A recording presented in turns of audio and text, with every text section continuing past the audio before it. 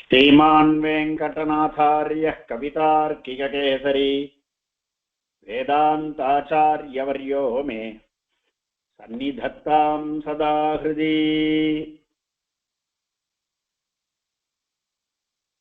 மதி நிறைந்த மார்கழி நன்னாள்களில்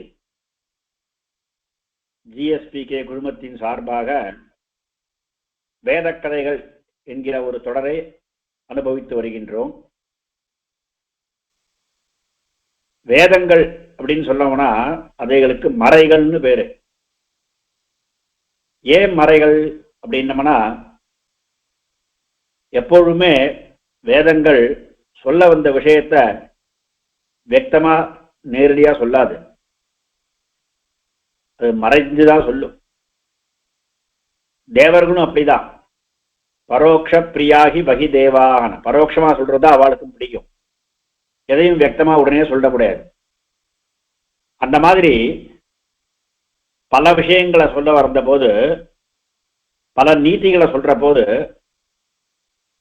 அதை நமக்கு எளிமையாக புரியும்படியாக நடுநடுவே சில கதைகளை சேர்த்து சொல்லுகிறது வேதம். ஆக்ஷாயிகா அப்படின்னு பேரு இந்த கதைகளை சொல்றச்ச. அந்த மாதிரி எல்லா உபநிஷத்திலையும் இருக்கு, எல்லா சம்ஹிதைகளும் இருக்கு, சதபத பிராமணத்தில் இருக்கு. ஒவ்வொன்றா பார்த்துன்னு வந்திருக்கோம். இதுவரையும் 23 நாள் வரைக்கும் பார்த்தாச்சு. இப்போ பிருகதாரண்யக உபனிஷத்துல இருக்கிற 1-2 கதைகளை பார்க்க போறோம். லோகத்துல பொதுவாவே நமக்கு நாம என்ன பண்றோம் அப்படின்னா, நம்ம புத்தி எப்படி இருக்குன்னா, நமக்கு ஏதாவது ஒரு கெடுதல் வந்துருச்சுன்னா அந்த கெடுதலுக்கு காரணம் அவர்தான், அந்த வெற்றியினாலதான் நான் கெட்டு போயிட்டேன், அவர் தான் இந்த காரியத்தை கெடுத்துட்டார், எனக்கு நன்னா வேலை கிடைச்சிருக்கும், யாரோ ஒருத்தர் சிபாரிசு வாங்கிட்டு அவர் சிபாரிசு பண்ணார், அதனால 500 பையனுக்கு வேலை கிடைச்சிருச்சு, எனக்கு இந்த இடத்துல கல்யாணம் ஆயிருக்க வேண்டியது நடுவில் யாரோ மாற்றி கொடுத்துட்டா, வேற ஒருத்தருக்கு கல்யாணம் ஆகி போச்சு. இந்த மாதிரி, அதவா இந்த व्यक्ति எனக்கு கல்யாணம் பண்ணி வச்சது இவர் தான், இவரால் தான் நான் இப்ப நன்னா இருக்கேன் அப்படி நம்ம ஒருத்தர் மேல தேசியமும் நம்ம நன்னா இருக்கிறதுக்கும் அடுத்தவாதான் காரணம், நாம கெட்டு போய் கஷ்டப்படுறதுக்கும் அடுத்தவா காரணம் அப்படின்னு நினைச்சுட்டு இருக்கோம்.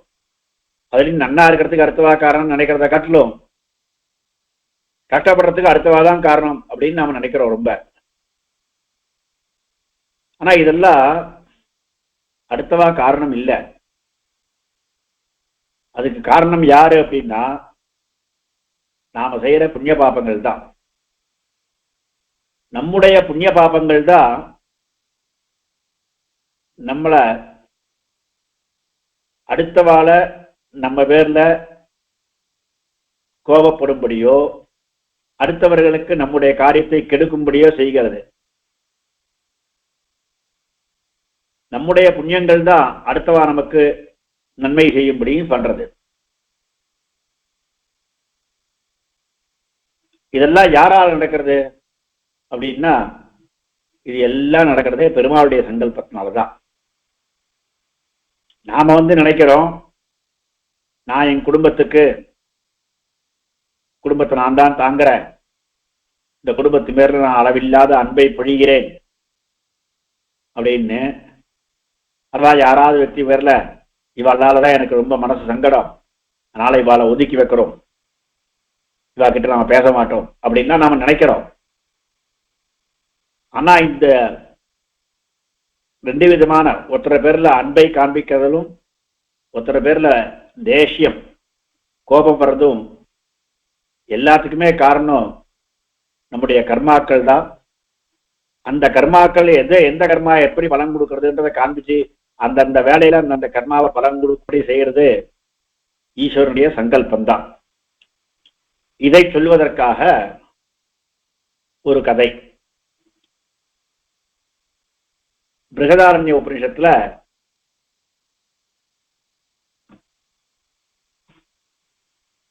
மைத்ரேயி பிராமணம்னு ஒரு இடம்.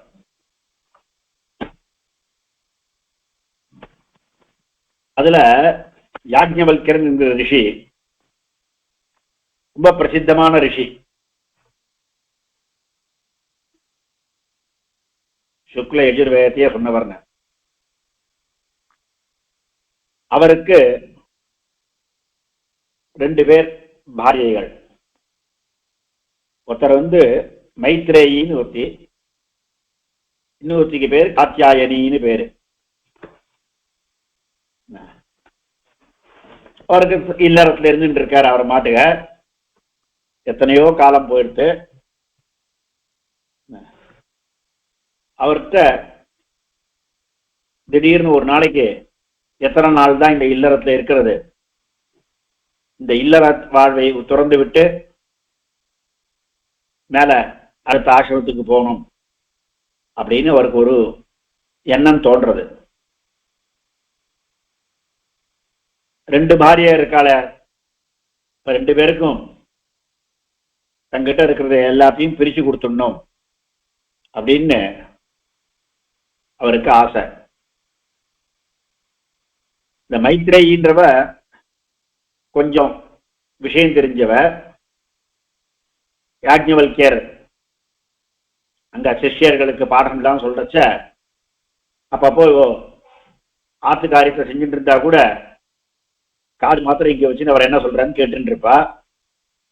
அவர் அடிக்கடி பிரம்மத்தை பத்தி மோட்சத்தை பத்தி இதெல்லாம் பேசுறதுலாம் கேட்டுட்டு இருப்பா.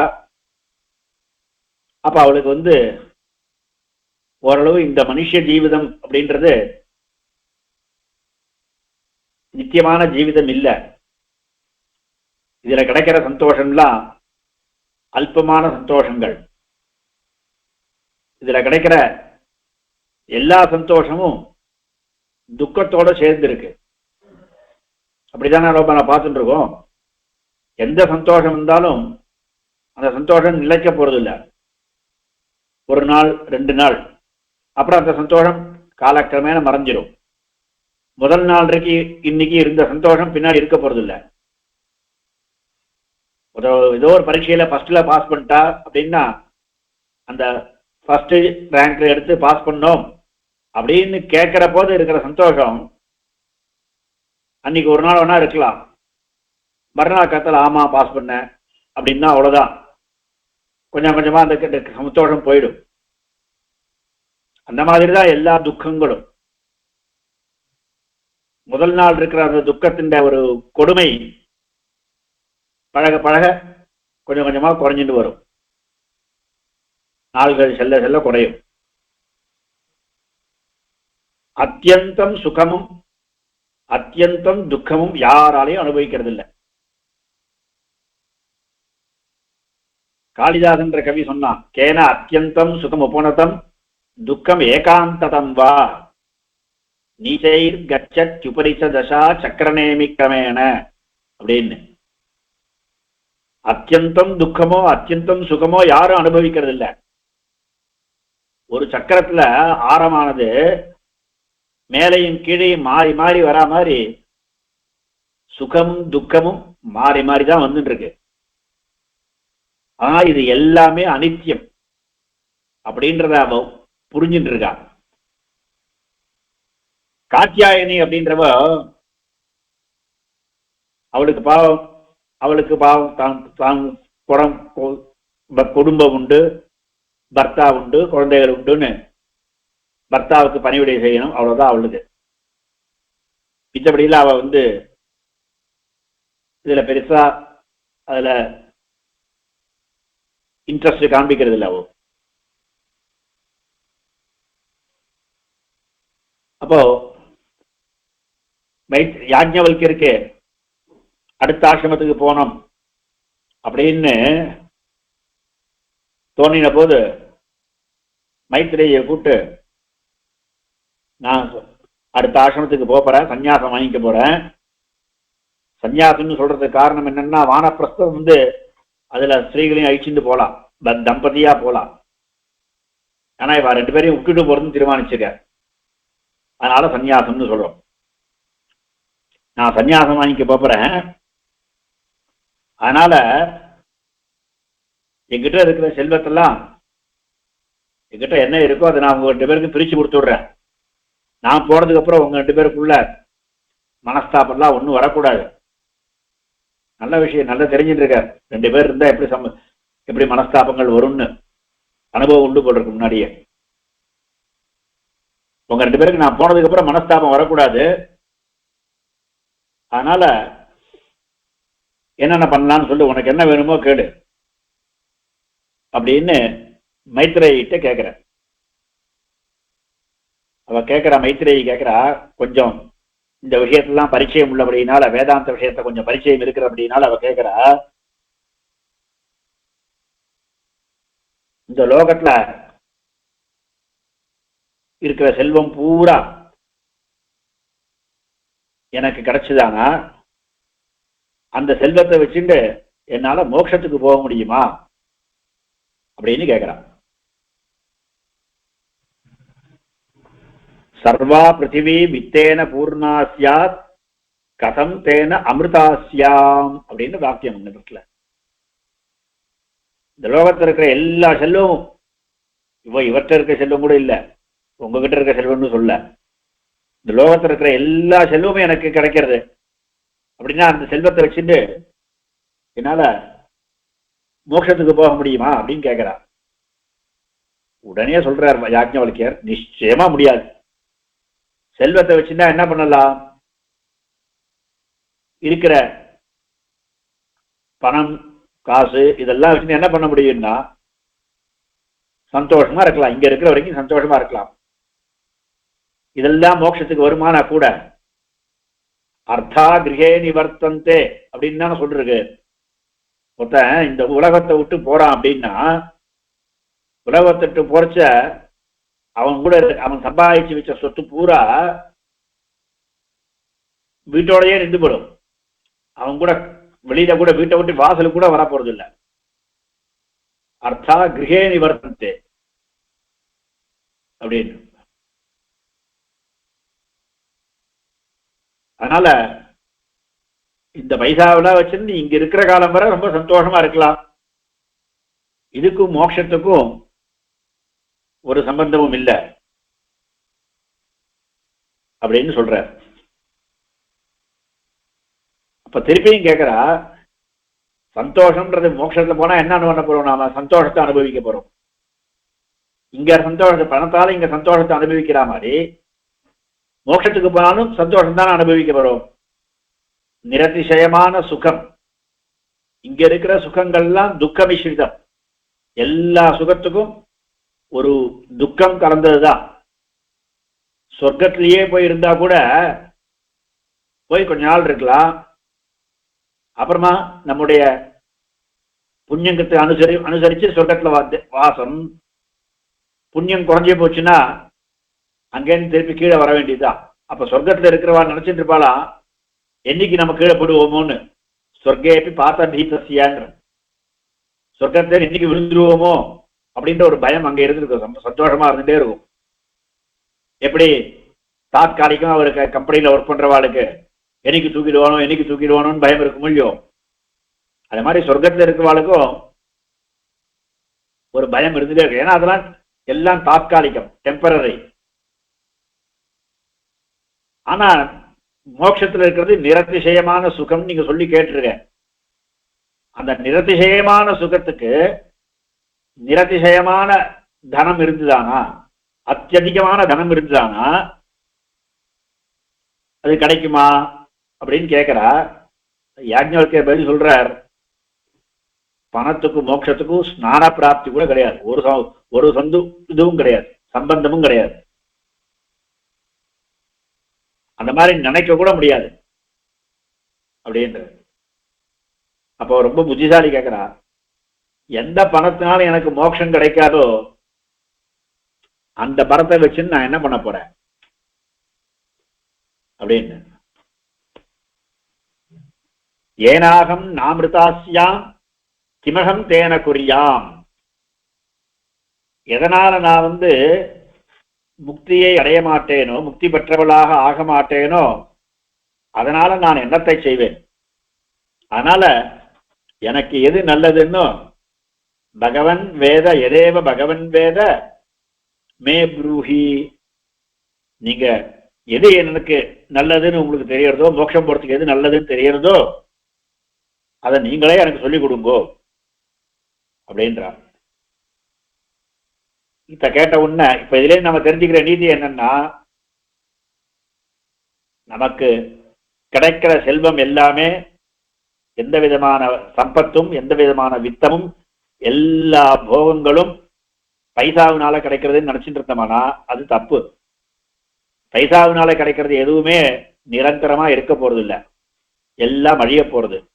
அதுக்கே செல்வம்னு தான் பேரு. செல்வம் செல்வம்னு சொல்றபடினா தான் அது செல்வம் ஆயிடுத்தோன்னு சொல்லவா, இருக்கவே நிக்காது, கையில தங்காது. அதனால இந்த பைசாவினால தனத்தினால ஒன்னும் சாதிக்க முடியாது, ஒரு விதமான நிரந்தர சுகமும் கிடைக்க போறது இல்லை அப்படின்றது இந்த இந்த ஒரு இதுல இருந்து தெரியாது. அவர் யாஜ்ஞவல்கியர் இந்த மாதிரி ஒரு பாரியா எனக்கு மோட்சம்தான் வேணும்னு சொல்றாளே அப்படின்னு கேட்ட உடனே அவருக்கு ரொம்ப சந்தோஷம். அவருக்கு உடனே நீ ரொம்ப பிரியமான வார்த்தைகள்லாம் என்கிட்ட பேசுறமா, நீ ரொம்ப முக்கியமான காரியத்தை வேற கேட்டிருக்க, வா இந்த பக்கத்துல வந்து உட்கார், நான் உனக்கு எல்லாம் சொல்றேன் அப்படின்ற. பிரியா பதாரே நகா சதி பிரியம் பாஷசே ஏஹி ஆஸ்வ வியாக்கியாஸ்யாமி. வா இங்க வந்து உட்கார் பக்கத்துல, வியாக்கியாஸ்யாமி நான் உனக்கு வியாக்கியானம் பண்றேன், சொல்லித்தரேன். அதுக்கப்புறம் நான் சொன்னதை கேட்டு தே வியாச்சக்ஷானஸ்யத்துமே நிதித்தியாசஸ்வ, அதுக்கப்புறம் நீ தியானத்தை கவனமா கேட்டு அதை வந்து தெரிஞ்சுக்கோ அப்படின்னு. அதாவது ஒரு நல்ல விஷயத்தை தெரிஞ்சுக்கணும்னா குருவினை அடுத்து போய் தெரிஞ்சுக்கணும். ஒரே ஆத்துல தானே இருக்க, இங்க வா இங்க வந்து உட்காருன்னு சொல்லுவான்னா, ஒரு விஷயத்த நல்ல விஷயத்த தெரிஞ்சுக்கணும்னா அது பக்கத்திலேயே குருவோட பக்கத்திலேயே உட்கார்ந்துட்டு அவ சொல்றத ஸ்ரத்தையா கேட்கணும் அப்படின்றத நீதி இங்கேருந்து கிடைக்கிறது. அவர் அப்படிதான் சொன்னார், நீ நல்லதை தெரிஞ்சுக்கோ, இங்க வந்து உட்கார்ந்து கவனமா கேடுன்னு. எப்படி ஒரு விஷயத்தை தியானம் பண்ணணும்னா உட்காந்துதான் தியானம் பண்ணணும்னு சொல்றோமோ, அந்த மாதிரி ஒரு விஷயத்தை பத்தி நன்னா தெரிஞ்சுக்கணும்னா ஓடிண்டேவோ நடந்துட்டேவோ எல்லாம் காரியம் நடக்க தெரிஞ்சுக்க முடியாது. உட்கார்ந்து ஒரு இடத்துல உட்கார்ந்துட்டு சமாதானமா நன்னா ரெண்டு பேருக்கும், குரு சிஷ்யன் ரெண்டு பேருக்கும் சமாதானமான புத்தியில சலனம் இல்லாம, ஒரு சமாதானமும் ஒரு புத்தியில கவலை ஒன்றும் இல்லாம குருவும் சொல்லணும், அதே புத்தியோட சிஷ்யனும் கேட்கணும். அப்பதான் அந்த ஞானம் திருடமா நிற்கும். அவர் சொல்றார் யாஜ்ஞவல்கியர், ஒரு கணவன் மனைவிக்கு பிரியமா இருக்கானா அப்படின்னா அதுக்கு அந்த கணவன் காரணம் இல்லை. ஏன்னா அவன் பிரியமா இருக்கணும்னு நினைச்சா கூட சில சமயத்துல இருக்க முடியாம போயிடும். நான் உங்ககிட்ட நல்ல வார்த்தை சொல்லணும்னு தான் வந்தேன், ஆனா நீ இன்னைக்கு இப்படி பண்ணிட்ட அதனால கோபம் வந்துருத்து அப்படின்னு எத்தனையோ குடும்பத்துல பார்த்துருக்கோம். அதனால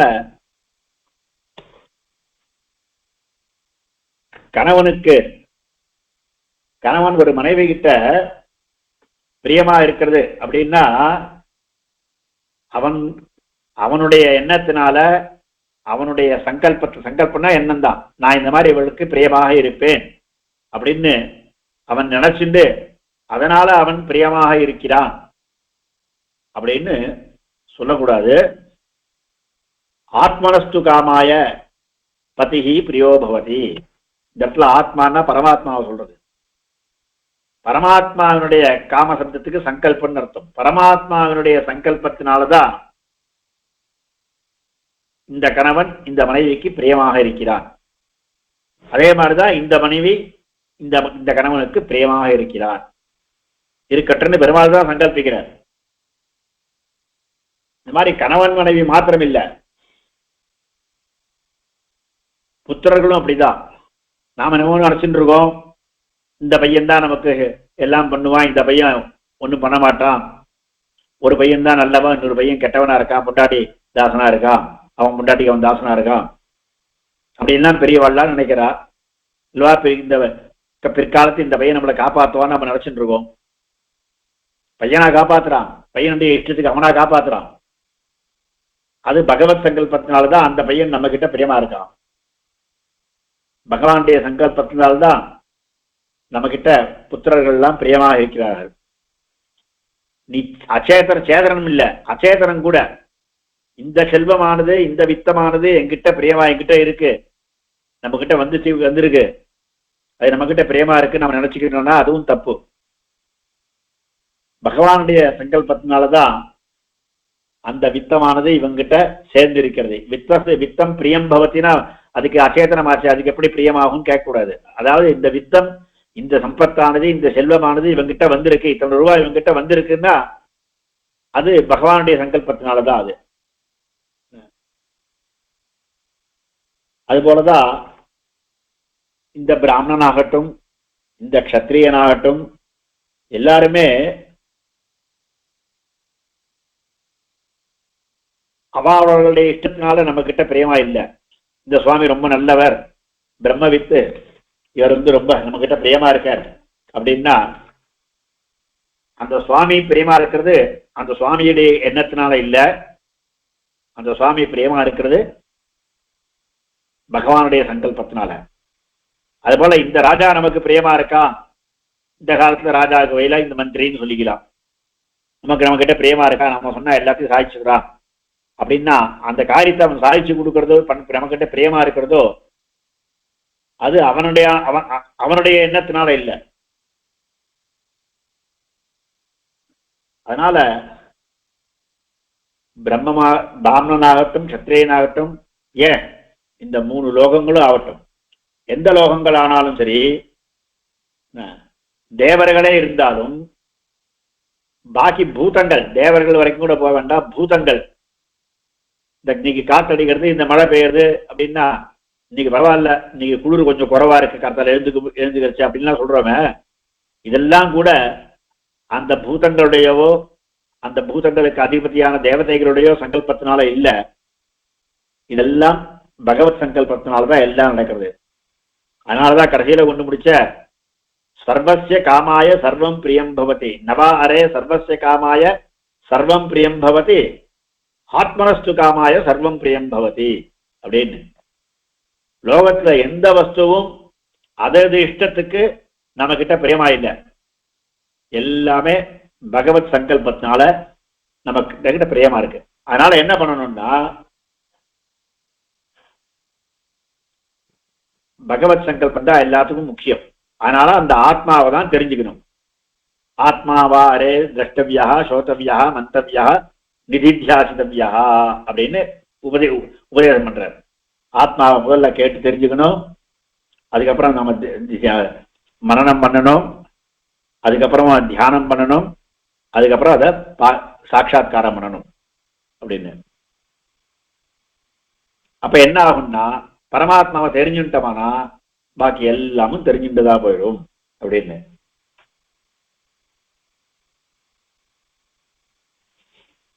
அதனால என்னன்னா லோகத்தில் நடக்கிற நமக்கு நடக்கிற எல்லா விதமான சந்தோஷங்களுக்கும் பரமாத்மா தான் காரணம்.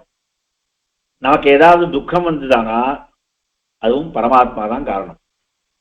அப்படி பரமாத்மா அப்படி இருந்தான்னா ஒருத்தரை சந்தோஷிப்பிச்சு ஒருத்தரை துக்கிப்பிச்சு பண்றானே, அந்த மாதிரி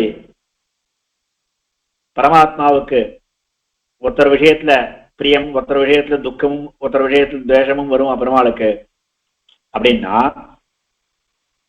அவன் சுவேட்சையா எதையும் பண்றதில்லை, அவளுடைய கர்மத்தை அனுசரிச்சுதான் அவன் பண்றான். ஸ்வகர்ம சூத்திர கிரதிதோஹி லோகா அப்படின்னு ஒரு ஸ்லோகம். இந்த லோகம் பூரா அவளுடைய கர்மத்துலதான் கோர்க்கப்பட்டிருக்கிறது. நம்ம கர்மாக்களுடைய பலன் கொடுக்கறதுக்கு நாம சக்தால் இல்லை. சக்தாலா இருந்தா நாம நிச்சயமா நமக்கு துக்கத்தை நாமளே வருத்திப்போமா? அதனால நம்ம கர்மாக்களுக்கு நாம பலன் கொடுக்கறது இல்லை. அதனால நம்ம கர்மாக்களை எல்லாம் பலன் கொடுக்கக்கூடியது யாருன்னா அது பரமாத்மா. கர்மானுபந்தி பலதான ரதா அப்படின்ற ஆண்டாள் தேசிகன் சொல்ற, ஆண்டாளை பற்றி சொல்றது கோதாஸ்திரியில, கர்மானுபந்தி பலதான ரதஸ்ய பர்த்துஹு அப்படின்னு. ஆண்டாள் பக்கத்தில் இருக்கிறபடினால்தான் ஜனங்களுக்கு போய் இப்ப ஆத்ரா பதாதியா போய் விழுந்தா கூட பெருமாளுடைய கடாட்சம் விழும்படி பண்றாளாம். அதனால பெருமாள் எவ்வளவுதான் கர்மத்தை அனுசரிச்சு பலனை கொடுக்கக்கூடியவனா இருந்தா கூட அவன்கிட்ட சரணாகதின்னு பண்ணான்னா, அவனை தியானம் பண்ணமானா, உபாசனம் பண்ணமானா, அவன் நமக்கு செய்ய வேண்டிய எல்லா நன்மைகளையும் செய்வான். நமக்கு நம்மளுடைய முன்னாடியே செஞ்சிருக்கிற புண்ணிய பாபங்கள் எல்லாத்தையும், சஞ்சித புண்ணியங்கள் எல்லாத்தையும் மாற்றி கொடுத்து, இந்த உபாசனம் ஒழுங்கா நடக்கிறதுக்கும் பண்ணி கொடுத்து, கடைசியில மோட்சபரியந்தும் கொண்டு கொடுப்பான். அதனால நாம பண்ற புண்ணிய பாபங்கள்னாலதான் இவ்வளவு கஷ்டமும் வர்றதுன்னு தெரிஞ்சினமானா, இந்த விஷயம் நமக்கு ஒழுங்கா தெரிஞ்சுதானா, அவரால் கெட்டு போயிட்டேனோ அவரால் மேலுக்கு வந்தேனோ ரெண்டும் இல்லை. ஏதோ ஒரு వ్యక్తిயினால நான் கெட்டு போயிட்டேன், அந்த వ్యక్తి தான் எனக்கு எடுத்துட்டார் அப்படின்னோ, இல்ல அந்த వ్యక్తి தான் எனக்கு ரொம்ப சந்தோஷம் பண்ண அவரால் தான் மேலுக்கு வந்தேனோ ரெண்டும் இல்லை. இதுல ஆச்சாரியனை செய்யக்கூடாது. ஆச்சாரியன் தான் சாட்சாத் தேவதையை, பெருமாளே. ஆச்சாரியனால்தான் நம்ம முன்னுக்கு வரோம். ஆச்சாரியனை விட்டுட்டு பாக்கி சாதாரண விஷயத்த சொல்றது இது. ஏன்னா ஆச்சாரியாதிக தேவதாம் சமதிகாம் அந்யாம் நம் அந்யாமகேன்னு ஆச்சாரியனுடைய கிருபா கடாட்சத்தினால தான் நம்ம மேலுக்கு வரும். அதனாலதான் நமக்கு உயர்வே. அதனால ஆச்சாரியனை விட்டுட்டு பாக்கி இருக்கிற விஷயத்துல இந்த மாதிரி நம்ம அவ கெடுத்துட்டான்னு நினைக்கக்கூடாது, அவ நமக்கு நல்லது பண்ணாலும் அவளால் தான் நமக்கு நல்லது நடந்ததுன்னு நினைக்கக்கூடாது. இது எல்லாத்துக்கும் பகவானுடைய சங்கல்பம் தான் காரணம். இன்னொரு விஷயத்துல பார்க்க போனா, நமக்கு புண்ணிய பாபங்கள் எல்லாமே பகவானுடைய சங்கல்பம் தான் நம்ம தரிசனத்துல. அதனால பகவான் நமக்கு அனுகூலனா இருக்கான்னா எல்லாமே நமக்கு நல்லதாவே இருக்கும். அதே பகவான் நமக்கு பிரதிகூலனா ஆயிட்டான்னா யாருக்கிட்ட அவன் பிரதிகூலனா இருப்பான்?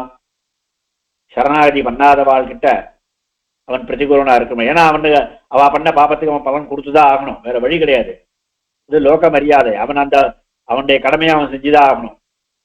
அப்ப அவளுக்கு பண்ண பாபங்களுக்கு பலனை கொடுத்து அதனால பகவான் பிரதிகூலனா தோன்ற. நாம பாபம் பண்ணமானா பகவானுடைய நிகிரக சங்கல்பம் இருக்கும். அதெல்லாம் போறதுக்கு நாம மறுபடியும் பிராயசித்தம் பண்ணி, பிரபன்னா இருந்தா கூட பிராயசித்தம் பண்ணி அவனுடைய நிகிரக சங்கல்பத்தை தவிர்க்கணும். அப்பதான் பகவான் இவனுக்கு எல்லாம் பிரேமாக ஆகட்டும்னு சங்கல்பிப்பான். அது எங்க கிடைக்கும்னா, எப்ப நாம மோட்சத்துக்கு போறோமோ அந்த இடத்துல நமக்கு பகவானுடைய சங்கல்பம் மோட்சத்துக்கு போனோம் அப்படின்னால அங்க போயாச்சுன்னா நாமளும் சத்திய சங்கல்பால ஆயிடுவோம். நாமளும் எல்லாத்தையும் நமக்கு அறிய முடியும். இது எல்லாமே நமக்கு பிரியமா போயிடும். லோகத்துல இருக்கிற ஏதாவது கெடுதல்லாம் வந்தா கூட அது பகவானுடைய விளையாட்டானபடியினால, பகவானுடைய உகப்புக்கு இருக்கிறபடியினால நமக்கும் அது உகப்பாதான் இருக்கும். அதனால அங்க போயாச்சுன்னா பாக்கி எதையும் கூட நினைக்க வேண்டாம். பெருமாளையே சேவிச்சுன்னு நாயை தேவவாதினான்னு பெருமாளை சேவிச்சுன்னு நிரந்தரமான சுகம் உண்டாகும். அதனால இந்த லோகத்துல நமக்காக சேர்ந்தது ஒண்ணும் இல்லை, நம்முடைய வஸ்துன்னு ஒண்ணும் இல்லை, எதையும் கொண்டு போறது இல்லை, எதையும் கொண்டு வந்ததும் இல்லை. நாம கொண்டு வந்தது ஒண்ணுதான், நம்முடைய புண்ணிய பாபங்களை. நாம திரும்பி போறச்சே நம்ம புண்ணிய பாபங்கள் தான் நம்மளை அனுசரிக்கும். சுகிருதம் துஷ்கிருதம் செய்வ கச்சந்தம் அனுகச்சதி அப்படின்னு நாம பண்ண புண்ணிய பாபங்கள் தான் நம்ம அனுகமிக்கும். அதுவும் நாம இந்த விஷயங்கள்லாம் தெரிஞ்சுட்டு பகவத் சரணாகதி பண்ணிட்டோமானா ஏற்கனவே சேர்த்து வச்சிருக்கிற புண்ணிய பாபங்கள் எல்லாமும் போயிடும், பிராரத்தமும் இங்கேயே போயிடும். பகவானுடைய ஆனுகூல்யமான சங்கல்பம் ஒண்ணுதான் நம்மளை வரும், பின்தொடரும். அங்க வந்து சேர்ந்தானா நேர மோட்சத்துக்கு போய் அவனையே சேவிச்சுண்டு எப்ப பார்த்தாலும் அவனையே நமகான்னு அவனையே சேவிச்சுண்டு அவனுக்கு ஸ்தோத்திரங்கள்லாம் சொல்லிண்டு அதனால நிரதிசயமான ஆனந்தம், என்னைக்கும் அழியாததான ஒரு ஆனந்தம் கிடைக்கும். அந்த மாதிரி ஒரு ஆனந்தம் கிடைக்கணும்னா பகவானுடைய பிரீத்தியை நம்ம சம்பாதிச்சுக்கணும். பகவானுக்கு பிரீதி, ஏன்னா இன்னொரு இடத்துல உபநிஷத் சொல்றது, எவன் அவனை பகவானுக்கு எவன் பிரியனோ அவனை தான் பெருமான் மோட்சத்துக்கு கூட்டுகிறான்னு.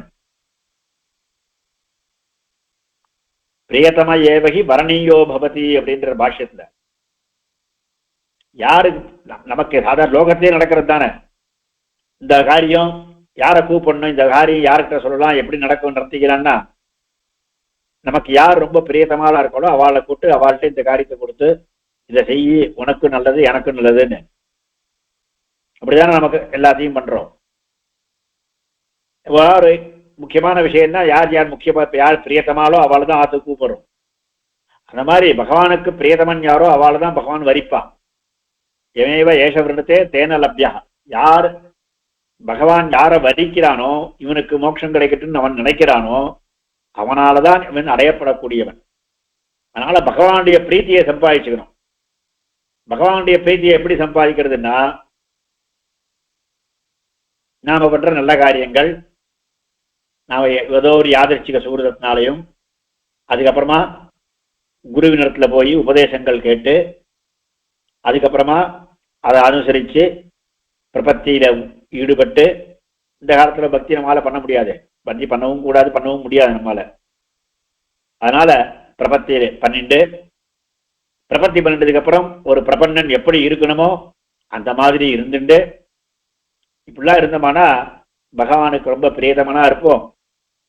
அவன் நமக்கு மோட்ச சாம்ராஜ்யத்தை, ஏன்னா அதுவும் மோட்ச சாம்ராஜ்யத்தை நாம கேட்ட காலத்துல கொடுக்கறதுக்கு காத்துட்டு இருக்கான்.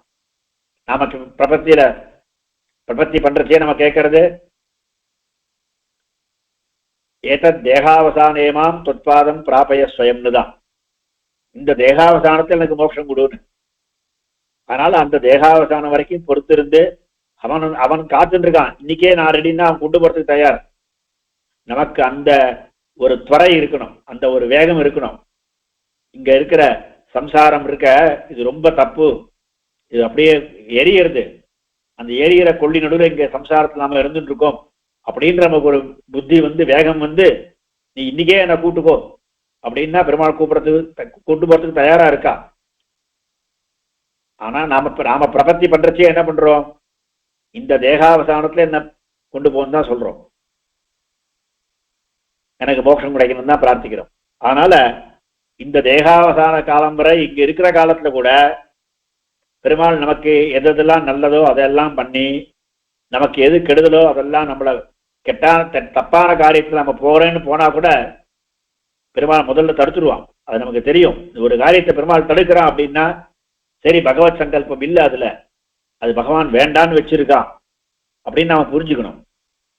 இப்படி நம்ம பிரபத்திக்கு அப்புறம் கூட நம்மளை நல்ல வழிப்படுத்தி நல்ல வழியில கொண்டு போய் கடைசியில தேகாவசானத்துல நமக்கு மோட்சமும் கொடுத்து, அப்ப அதனால நமக்கு லோகத்தில் இருக்கிற எல்லா வஸ்துக்களும், 3 லோகத்தில் இருக்கிற எல்லா வஸ்துக்களும் நமக்கு பிரேதமமா ஆகும்படி பண்றான். அதனால மோட்சம் பகவானை அடைவதற்குள்ள வழிதான் நாம பண்ண வேண்டியது. பகவானை பற்றி தெரிஞ்சுக்கணும், முதல்ல அதனை பத்தி கேட்கணும், அப்புறம் அதை பத்தி மனனம் பண்ணணும். மனனம் பண்றதுன்னா ஹேதுபிகி சிந்தனம், இது சரியா தப்பான்னு அதை பத்தி மனனம் பண்ணணும். அதுக்கப்புறம் தியானம் பண்ணணும், அப்புறம் சாட்சா்காரம் பண்ணணும். இதான் பண்ணணும்னு மைத்ரேயிக்கு யாக்ஞவல்கியர் உபதேசித்தார். இந்த கதையில் நாம தெரிஞ்சுக்கிறது என்னன்னா, எது நல்லது வந்தாலும் எது கெட்டது வந்தாலும் எல்லாம் பகவானுடைய சங்கல்பம். அந்த பகவான், அதுவும் பிரபத்தி பண்ணிட்டவாளுக்கு அந்த பகவான் நமக்கு நல்லதுதான் பண்றான் அப்படின்றத நாம புரிஞ்சுக்கணும். நாகிதம் காரையே தரிகி, அவனும் கெடுக்க மாட்டான், யாராலையும் கெடுதலை செய்விக்கவும் மாட்டான். அதனால பெருமாள் நமக்கு நல்லதுதான் பண்றான். அசவா நாம பிராரப்த கர்மாவை அனுபவிக்கிறதுக்குன்னு ஒத்துட்டோம் இல்லையோ, அந்த பிராரப்த கர்மாவுடைய பலனா இருக்கும் இது. பிரபத்திக்கு அப்புறம் தப்பு பண்ணா கூட நம்மளை ஏதாவது ஒரு விதத்துல பிராயசித்தம் பண்ணும்படி பகவான் பண்ணி வைப்பான். அப்படி பிராயசித்தம் பண்ணாம இருந்தாலும் ஏதாவது சின்னதா ஒரு வேலிட்டு பாய்வது முள்ளிட்டு பாயும் கணக்குல ஏதாவது ஒரு சின்னதா ஒரு லகு சிக்ஷையும் கொடுத்து பெருமாள் நம்மளை தன் திருவடியில சேர்த்துப்பான். அதனால நாம பண்ண வேண்டியது என்னன்னா, பகவத் பிராப்திக்கு தான், பகவானை அடைவதற்கு நாம் முயற்சிக்க வேண்டும் அப்படின்றத இந்த யாஜ்ஞவல்கியர் மைத்ரேயிக்கு உபதேசிச்சது. இது கதை முடிஞ்ச, இதோட கதை முடியல. ஆக்சுவலி இவர் உடனே கிளம்பில்லை. இவர் சன்னியாசத்துக்கு இவர் உடனே கிளம்பில்லை. இது 4வது அத்தியாயத்து விஷயம். அதுக்கப்புறம் இவருக்கு இன்னும் விரக்தி வரல, தனக்கு சன்னியாசம் வாங்கிக்கிறதுக்குள்ள விரக்தி வரல. ஏன்னா இப்போ இவகிட்ட வேற பிரேமரை வந்துருத்த, இந்த மாதிரி ஒரு மைத்திரையை வந்திருக்காள்னு தெரியுது, இந்த மாதிரி ஒருத்தி இருக்கான்னு நமக்கு விரக்தி வரலன்னு தெரிஞ்சுட்டு அதுக்கப்புறமா இந்த லோகத்திலே இங்கேயே இருந்துட்டு நிறைய சிஷ்யால் நிறைய பேர் கேள்வி கேட்கிறா, எல்லாருக்கும் பதில் சொல்லிட்டு இருக்க. அப்புறம் கொஞ்ச நாள் கழிச்சு மறுபடியும் நான் போறேன்ற போது நீங்க எனக்கு வேண்டியது பண்ணுங்க சொல்லுங்கன்னு சொல்றது திருப்பி இதெல்லாம் உபதேசம் மறுபடியும் பண்ற. அது 6ஆம் அத்தியாயத்தோட தான் பண்ற இதே விஷயங்களை. அதுக்கப்புறமா அவர் மைத்திரையை விட்டுட்டு சன்னியாசத்துக்கு போனான்னு மேல கதை இருக்கு. அதனால இந்த ரிஷிகள், இந்த உபனிஷத்துக்கெல்லாம் இந்த மாதிரி சொல்ல வந்த விஷயத்த மைத்ரேயிக்கு சொன்னார் அப்படின்னா, யாஜ்ஞவல்கியர் மைத்ரேயிக்கு சொன்னார். நமக்கு என்ன வந்ததுன்னு இல்லை. யாஜ்ஞவல்கியர் மைத்ரேயிக்கு சொன்னது அவளுக்காக இல்லை, நமக்காக சொல்ல வந்த விஷயம் அது. இதுதான் உபனிஷத்து நமக்கு வேதங்கள் காண்பித்து கொடுக்கிறது. அதனால சரணாகதி பண்ணி எப்படி இருக்கணுமோ அப்படி உத்தரகிருத்தியங்களும் நமக்கு அபராதம் இல்லாதபடியாக ஆதேக பாதாது அபராத தூரம் ஆத்மாந்த கைங்கரியங்களை பெருமாள் கொடுக்கணும்னு பிரார்த்தித்து அந்த மாதிரியே நம்ம கைங்கரியங்கள் நடக்கும்படி பெருமாள் நடத்தி வைப்பான். அப்படியே இருந்துன்றதுமானா நம்முடைய தேகபாதத்துல பெருமாள் நமக்கு மோட்சத்துல கொடுத்தாருன்னா எல்லாம் நமக்கு பிரேதமாயிடும். எதுவுமே நமக்கு துக்கமா தோணாது. இங்க இருக்கிற காலத்திலேயே அந்த மாதிரி இருந்தோம்னா துக்கமா தோணாது. அதனாலதான் முக்தானுபூதி மிக தாட்சியத்துமே முகுந்தான. அப்படி பகவத் சிந்தையில இருந்தோம்னா எல்லாம் பகவானால்தான் நடக்கிறது. எல்லாம் பகவத் சங்கல்பம்னா யாராவது ஒருத்தர் நம்மள ஏதாவது தப்பா பேசினா கூட ஏதோ பகவத் சங்கல்பம் நடக்கிறது, அவ சொல்லிட்டு போற அப்படின்ட்டு சொல்லிட்டு. அதனால இந்த கதையில தெரிஞ்சுக்க வேண்டிய விஷயம் முக்கியமா, எதுவுமே நம்முடைய எண்ணத்தினால் நடக்கிறது இல்லை, அவனுடைய எண்ணத்தினால்தான் நடக்கிறது, பெருமாளுடைய சங்கல்பத்தினால்தான் நடக்கிறது அப்படின்னு தெரிஞ்சினவனா ஒருத்தர் இடத்துலயே நமக்கு கோபமும் இருக்காது, ஒரு వ్యక్తిயின் இடத்துல நமக்கு அதிகமா பிரீத்தியும் இருக்காது. அப்படி இருந்தவனா இங்கேயே அந்த முக்தியினுடைய அனுபவத்தை அனுபவிச்சுட்டு பின்னாடி தேகாவசானத்துல மோட்சத்தையும் பெருமாள் கொடுப்பான் அப்படின்ற திட விசுவாசத்தோடு இருக்கணும். கவிதார்க்கிக சிம்ஹாய கல்யாண குணசாலினே ஸ்ரீமதே வெங்கடேஷாய வேதாந்த குரவே நமஹா.